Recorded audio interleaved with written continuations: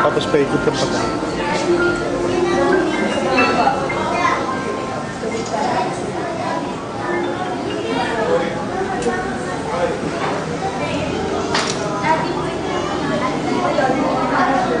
So I believe pwede na po tayo mag-start. Hindi po, let's prepare ourselves. Tayo po magsasagawa ng tumutulog tribute para po kay Nanay.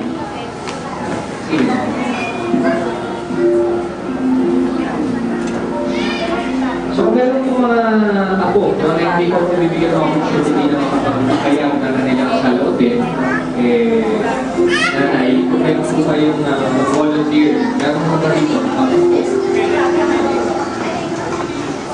So mga grandchildren po na hindi mo nabibigyan. Sige ho, feel free na makasalita po kung may gusto nyo sabihin. Nasa salamat, kung ano yung mga magagandang nasa ng kay Nanay.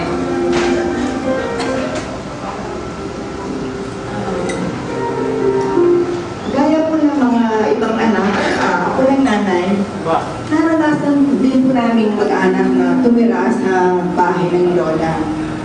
Kasi nung panahon po na bagong panganak ako kay Gambal, nagkaroon po ng problema yung tubig sa subdivision namin.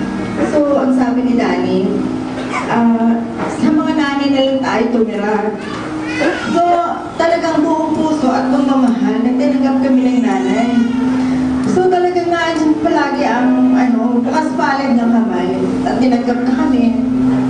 At talagang naandun palagi ang kanyang pag-alala. Naandun palagi na laging nakaredy na yung pagkain. Talagang halos kulang na lang ibigay niya sa sarili niya, ibigay niya sa aming lahat. Para maipadama niya yung pagmamahal niya. Tapos nga, nitong mag-birthday siya, nitong nasa-hospital siya. So, tinalo namin siya. Kahit na nasa-hospital siya, nag-celebrate kami ng birthday niya, nag-prepare kami kahit paano. Tapos sabi ko nga, Nay, nag-celebrate tayo ng birthday mo. Pero paglabas mo, magse-celebrate pa rin tayo ng iyong birthday. Sabi ko, at saka bibili tayo ng lechon. Kasi sabi ni Tita Norma, gusto mo raw ng lechon. So sabi namin, basta magpagaling ka lang, magse-celebrate ulit tayo. Tapos talagang inay, ganun siya, maano siya, yung matalas talaga yung pakiramdam niya. So kahit hindi ko siya nakita nagbulag sa ospital, kahit hinahawak-hawakan ko siya. Tapos sabi niya, alam niya lahat ang nangyayari sa kapaligiran niya. Sabi niya, o sige, magsikain na kayo. So alam niya talaga yung mga nangyayari. Kaya lang, siguro mahina siya, pero alam niya, naroon pa rin kahit na may sakit siya, naroon pa rin yung pinadarama pa rin niya yung kanyang pagmamahal. Talagang ganun talaga si Nanay, talagang napakabait, maalalahanin, talagang sobrang mahal niya talaga ang kanyang mga anak at saka lahat ng kanyang mga apo. Talagang pinadaman niya yun sa aking lahat, lalo na pagka-birthday niya, pagka-Pasko. Talagang gustong-gusto niya yun, yung masaya siya, na tayong lahat ay naandulo at kapiling niya. Kaya kung saan man naroon ng Nanay, talagang alam niya at nararamdaman niya na tayong lahat ay nagmamahal sa kanya dahil sigurado mamimiss natin siya lalo na ang panahon na nag-birthday siya at saka turing reunion natin. Kaya Nay, kung saan ka man naroon, mabuta kasama ng ating Panginoon, alam ko magiging masaya ka. At sana huwag ko nang alalahanin yung mga naririto. Alam ko na ipapanalangin mo naman kami sa ating Panginoon na magiging maayos lahat. Pag alis mo, maayos na lahat, Nanay, maayos na lahat. Nanay. Meron po ba tayong letters na ginawa para kay Nanay? I believe meron po mga ilan sa atin na gumawa ng kasulat. Meron po ba? At kung gusto po yung basahin po, pwede po, this is the right time para gawin po natin ito. Anybody? Sige mo.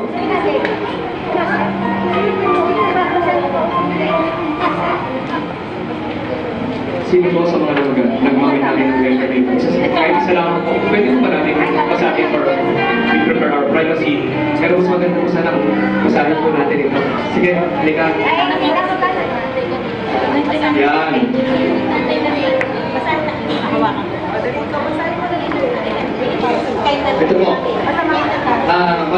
Si Mother po kagabi, naging emosyonal, no? Maaari po ba natin basahin po ito? Felix, paki-assist mo. Nay, alam ko na nasa mabuti ang iyong pupuntahan sa paraiso ng mga Panginoon. Patawad sa iyo kung hindi ako nakagala. Lahat ng mga anak mo ay nasa sa iyo at nakasuporta sa iyo. Ang iyong manugang na nagmamahal. Marami pong salamat, Nay. Meron pa po ba?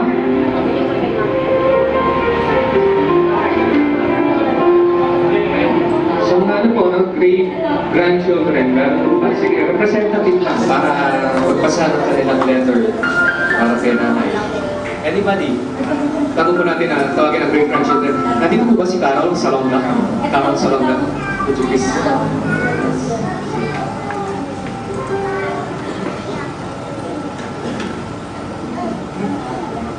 Nay,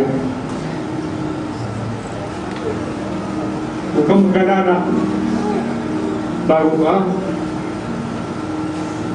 ilibig, tatakin ko sa iyo na kami magkakasundo-sundo sa oras na ito. Tinatawagan ko si Norma, ang aking kapatid. Si Dani, si Monche, Junior, halika rito. Sa oras na ito,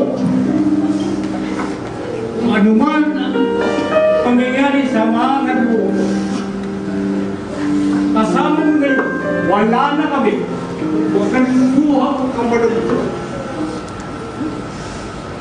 Masaya kami at tahimik ka na at sisiguraduhin ko sa iyo.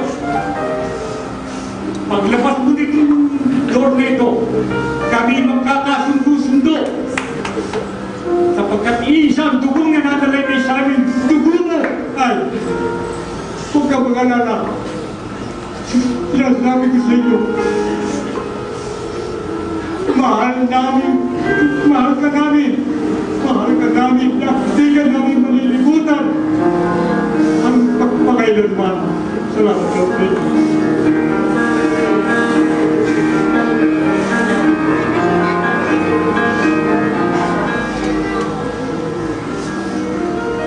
Anybody else like to share?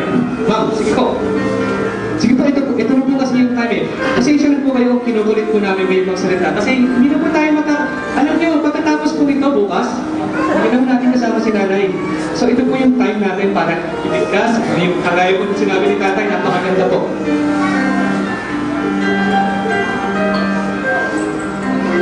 Good morning to everyone. I'm sure not every one of you know my family, my mother, Lumi, who is the only sister of Chamasin.